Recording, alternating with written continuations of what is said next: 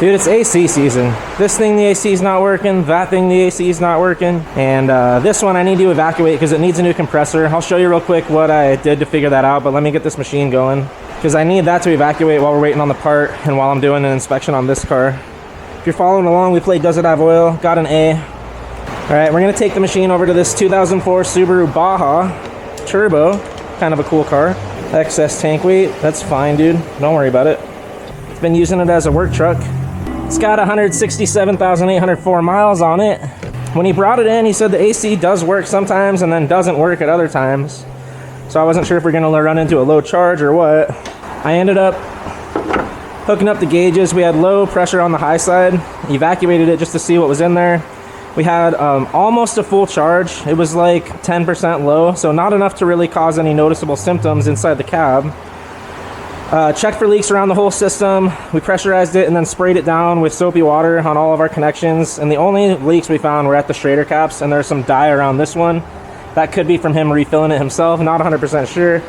But everything else on the system checked out perfectly. Using a sniffer with the AC analyzer to check for leaks, and then also visual with a UV light and soapy water on all our connections. Once I charged it up, I let it idle for about 25 minutes and it was working perfectly. We had a little bit low pressure on our high side. It was only building up to just under 150 PSI. It is pretty cold out today, but that's lower than I'd like to see. And then after it had been running for a little while, I looked over while I was looking at something else, and our high side gauge was just static along with our low side gauge. We were sitting at like 70 PSI on both sides. Compressor clutch wasn't kicking on. I had power here. Gave the compressor clutch a little tap with my end of my screwdriver and it kicked back on. There is potential that we have damaged compressor internals inside here. We won't know till we pull this off and drain it, see if there's any metal in the system, but the first thing we need to do is evacuate it. We did warn him that he may end up needing a system overhaul if there's metal inside there, but as far as we can see at this point, we just have a clutch issue.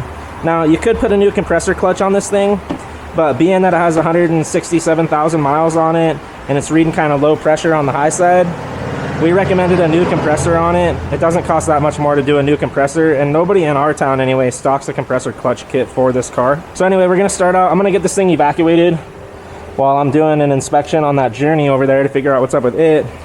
And then we'll replace that compressor, or we'll pull it off, drain it, see if we need to replace anything else. I did already replace the schrader valves on these service ports, just because I saw those leaking to begin with, and we were thinking that maybe that was the issue he was having, was low refrigerant, but it turns out it wasn't that. So those have been replaced, those are good. I'm gonna go ahead and let this recover and do its thing, and then I'll be back to take that compressor off. There we go. All right, we got that one recovered. This one's under vacuum. Need to grab this compressor off of this one. Pretty simple job on these, just a few things to take off. Pretty easy. I haven't done one in a while, but I'm sure I can figure it out, dude. I bet with your help, we can make this happen.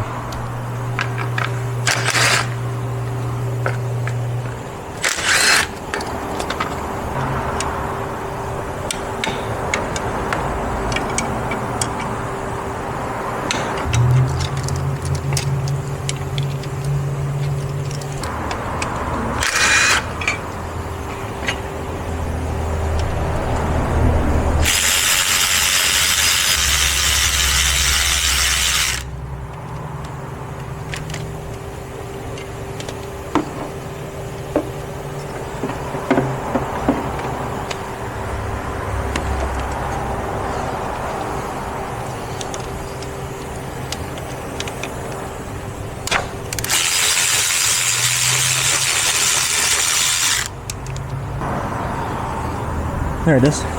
Thought the bolt snapped off for a second because it didn't feel like it came all the way out, but it came all the way out and fell down. That's not what I was expecting though. So I'm wondering if this bolt's broke. It should be longer than that, I think. I'm wrong. Didn't break. Like I said, I haven't done one of these in a while, so shut up, dude. You're wrong, bro.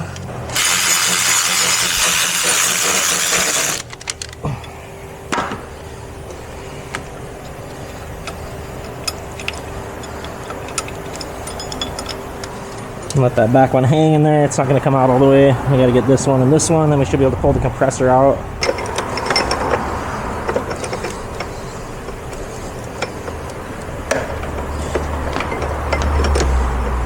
go ahead and pull these lines out of the way now that they're evacuated.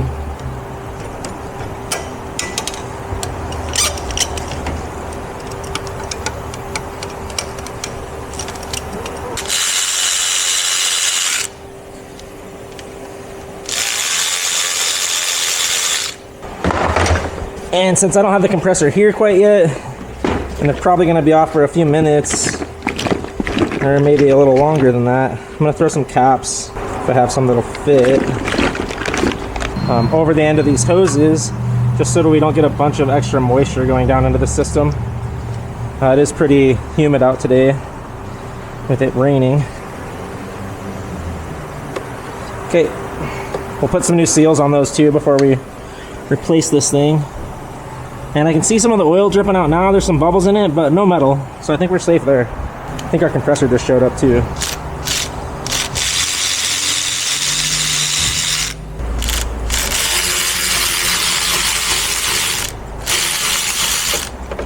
Perfect timing. Battery just died right as that last bolt came all the way out. I have another one if I have to. I can grab off my 3/8 to finish this thing up. But you want to leave all those bolts hanging in there, because you can't fit them in once you have the compressor down in place. So you just leave them in their slots, pull the whole thing out as one unit, except for this bracket bolt on the back side.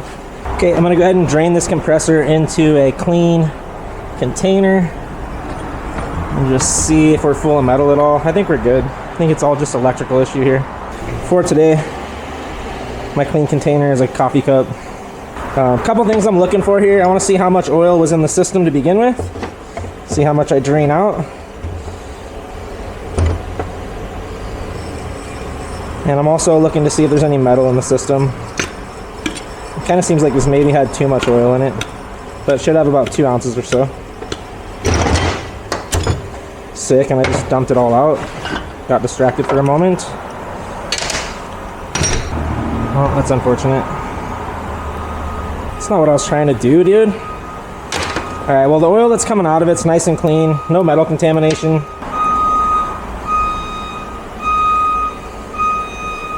Shut up!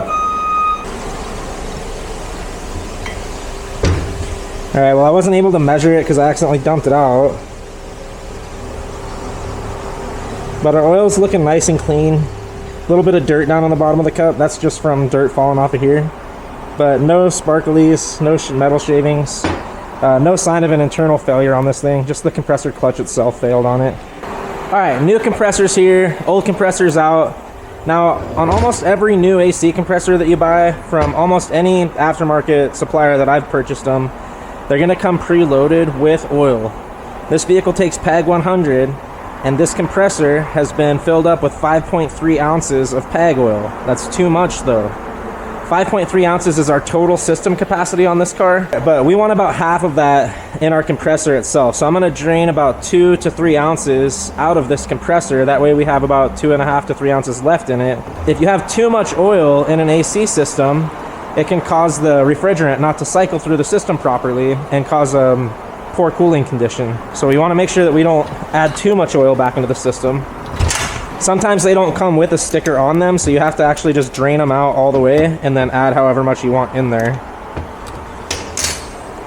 A lot of times these caps will be pressurized too, so watch out when you're pulling those off. Just from shipping and difference in pressures from wherever it came from. And now the other thing I could do too is just drain all of the oil out and then measure however much I wanted to add back in. But instead I'm just going to go ahead, let this drain down into a cup. We'll measure out about 2 ounces worth. And one way you can get it to cycle through is by turning the compressor over, and that'll help push some of the oil. It may not all drain out of one side.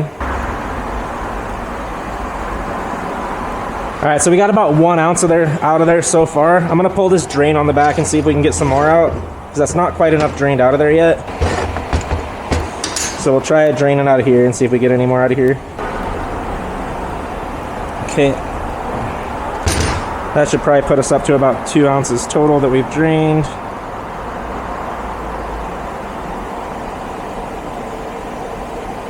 Perfect, so that's 60 milliliters, which is about 2 ounces. That leaves us about 3 ounces left in the compressor. I'm gonna call it good.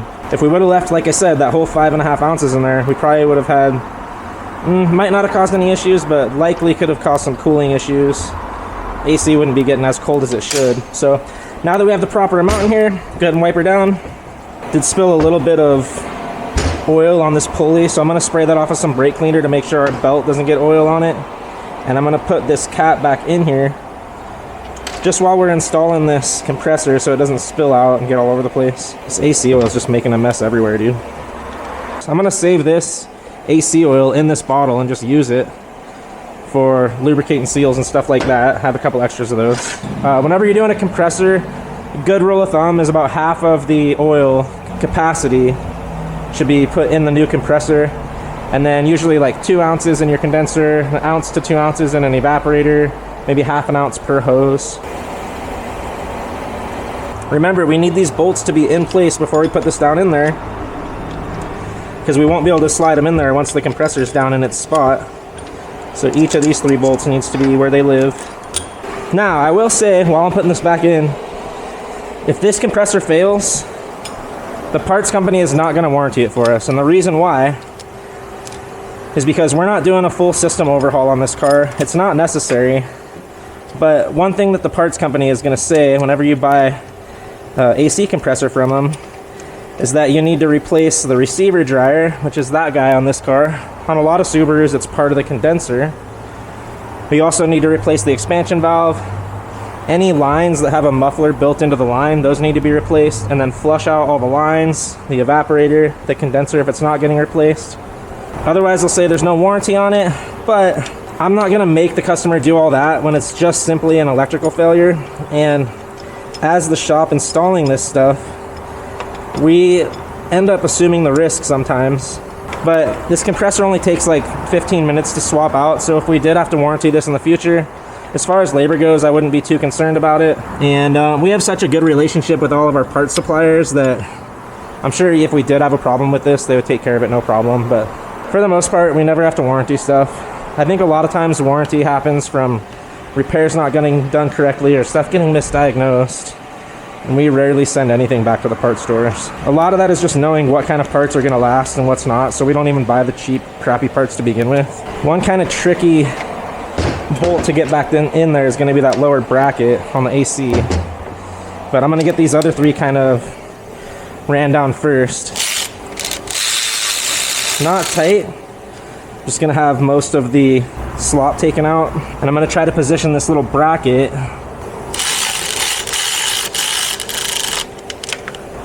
to where it lines up perfectly with that lower hole, leaving this top one slightly loose to where you got a little bit of wiggle room, but it'll kind of hold it in place at the same time.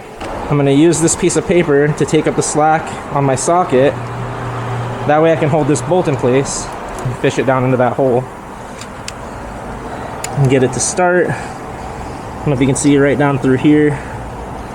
It's the hole we're going for. I don't know if I can get a good angle of it on the camera, to be honest. Might just have to trust me. It's a pretty sharp angle, but I've got just enough room to get it started, and I'm gonna screw it in by hand just to make sure it's not cross-threading or anything funky going on. One tip whenever you're installing anything is get all of your bolts in loosely before you tighten anything down all the way, because you need a little bit of wiggle room on stuff. This is screwing in nicely. I'm just gonna go ahead and cinch this one down since I've already got the rest in. Ow. Didn't feel great, to be honest. Everything's fine. But you want to get all of your bolts in before you tighten anything down, because you need a little bit of wiggle room. Okay, that's good enough. I don't know what the exact torque spec is on these, but they're just little 8mm bolts. So basically just get them seated and then a little cinch, 1/8 of a turn. That's plenty. You don't want to seat, or you don't want to tighten down air compressor bolts super tight, because it can kind of deform the housing and make the AC compressor leak.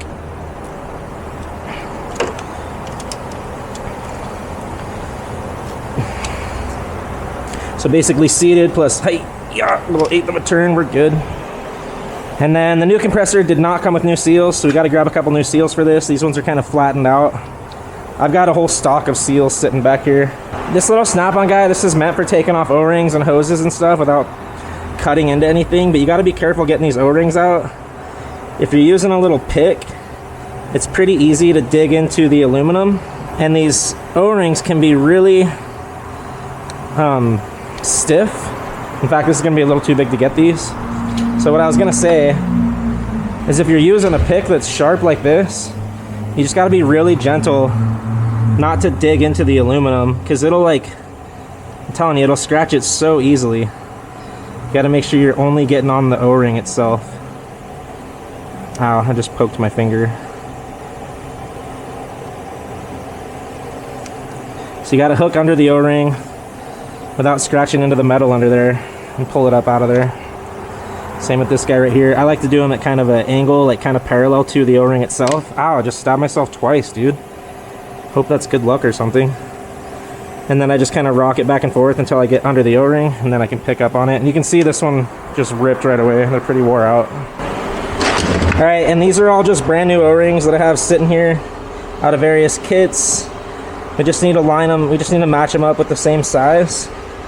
There's only so many different sizes of O-rings that go on AC systems, and like that right there would be too big. It needs to be something that's going to fit nice and snug. And there we go, that'll be the correct one for that. Let's check for this other side. This is just years of kits. Every time you order an AC seal kit for every car, it comes with like 10 more O-rings than what you need. So I've just got a bunch of them saved up here. This one may be a tiny bit too small, maybe perfect actually. All right, so we want a little bit of oil on these new O-rings.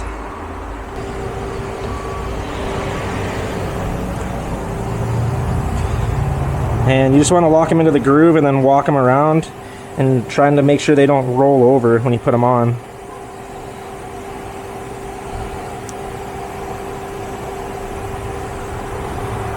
Now these should feel pretty snug when you put them down into their hole. It's not gonna, you shouldn't have to force it in, but it should, like, see how that one kind of had a little bit of resistance going in? It shouldn't just slide right down in there, but it shouldn't also have to be forced down in there. It should just be a nice snug fit.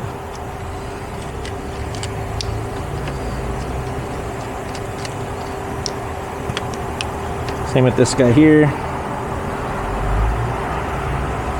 A little wiggle and twist, and it should pop right down in there.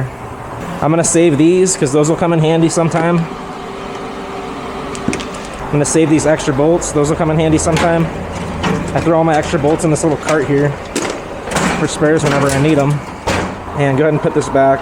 Try to clean up my messes as I go if possible. All right, now these fittings right here don't need to be super tight. Just basically need to be seated down, a little cinch to make sure they don't back off. Perfect. I'm gonna go ahead and spray off these connection areas and get all that oil off of there that I made a little bit of a mess with.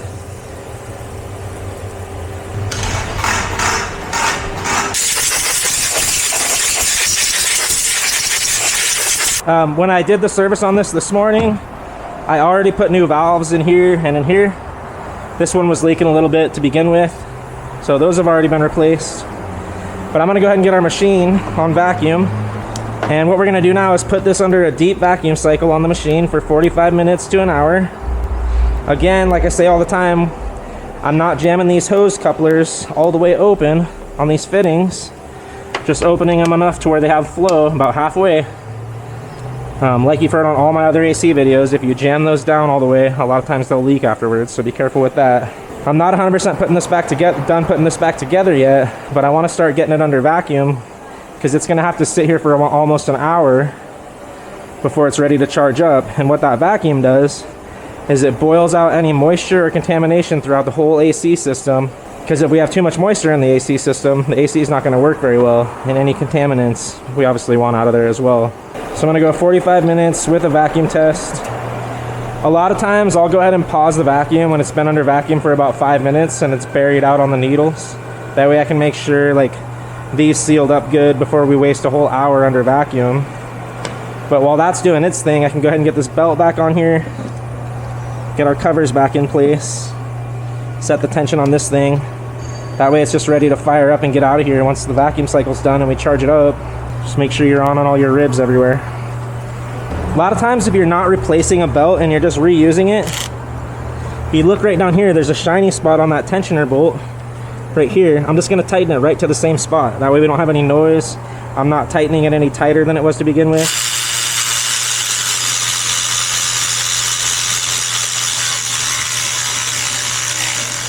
Okay, right there. Check it. That tension feels about right. Using the same belt, if it wasn't making noise to begin with, it should make no noise now if we put it right in the same spot where it was at. Yep. Usually these pulley bolts are about 30 foot-pounds, about the same as an engine oil drain plug. One thing my dad taught me is on like the longer side of a belt, you should be able to flip it around 180 just barely, and that's about the tension you want. Do that same thing here. This one's maybe a little tight, but it'll turn about 180. 90 to 180 degrees.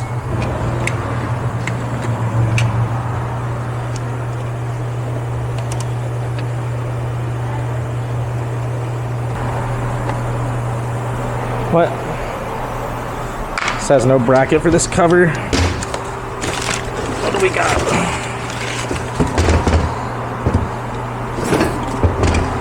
We got to transfer over this bracket on this one because the new bracket on the new one's a little different, so that's not going to work.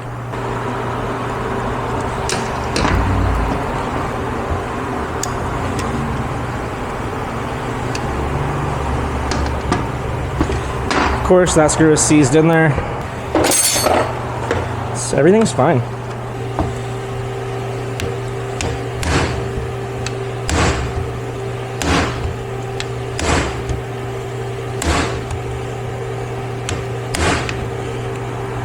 Got it. This is just an impact driver. Normally use it for brake rotors. Okay. So I was just loving how I don't really have room to get that one out of there. The new one just doesn't have the only thing different about the new one is it does not have the spot for the bracket that covers this belt right here. Is that 100% necessary? No, not 100%. But dang it, dude. That's annoying. Alright, well let me pause this vacuum for a second, see if I can get this off of here without pulling the hose back off. Should be able to get it. Alright, camera died, but I was able to get that screw loose just with a set of channel locks. No biggie. So I couldn't get straight on there with the screwdriver. Clip's different. Sick. Of course the clip's a little different. Why wouldn't it be, dude? It's gonna have to sit under vacuum for an hour once I get the compressor done. I'm almost done with the compressor. Alright, and I'm gonna have to pull this upper bolt out because that is part of it. On the old bracket, the bolt goes through the bracket. It's fine, dude. Just gonna swing this out of the way for a moment. This one also has our wire clip for that wire harness there.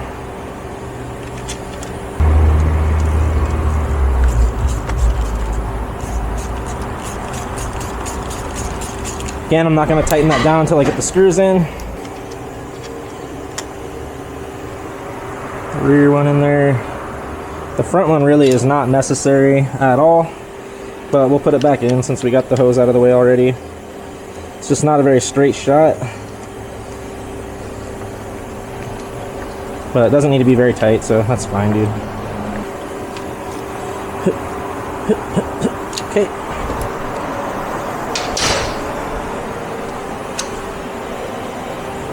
Alright, I'm going to go ahead and hook this back up and go ahead and continue on the vacuum sequence. I just paused it, so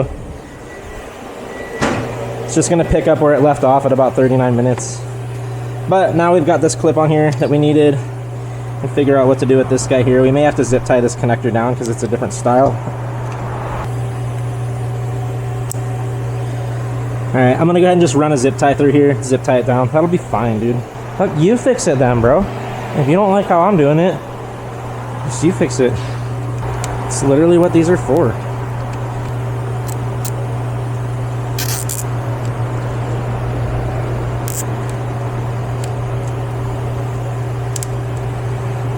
right, Gucci. Now if you are going to use a zip tie, make sure to cut it off at a really sharp angle so whoever else works on this gets their arm all cut up. I'm just kidding, cut them off flat. Alright, now we got our spot for our little bracket here, a little cover. Sick.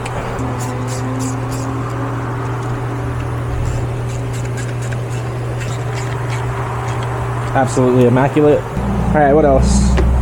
Belt is tight. We need to cinch this bolt down real quick. Hey ya, it's tight.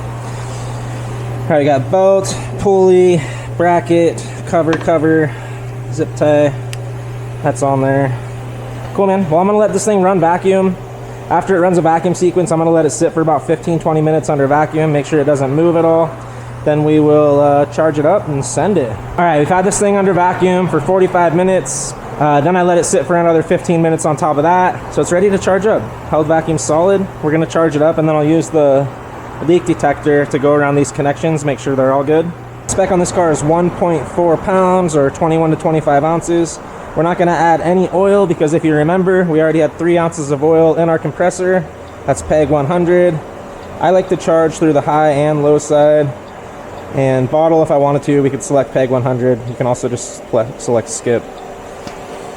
So the machine's gonna go ahead and charge it to the exact right amount. So we'll see how this thing does once we charge it.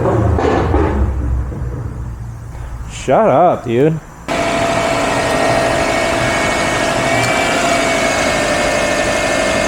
Compressor's nice and quiet. We've got icy cold on our low side. 40 degrees coming out of the vent and dropping. I think it's good to go, dude. All there is to it. AC compressor on a Subaru. So I'm gonna go ahead and disconnect our high side line. We'll leave the low side line hooked up and it's gonna equalize the pressure in the system. As soon as this gets down below 40, we'll go ahead and disconnect our low side.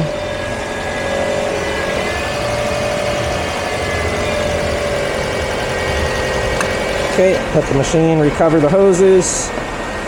And one final step is I'm gonna go ahead and clean off our schrader valve ports just with some brake cleaner. Spray them out. Spray them out. I'm gonna dry them out with some air.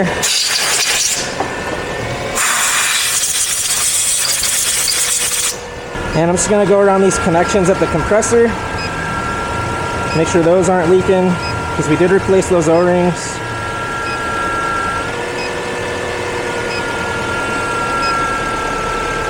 No leaks there. No leaks at our service ports.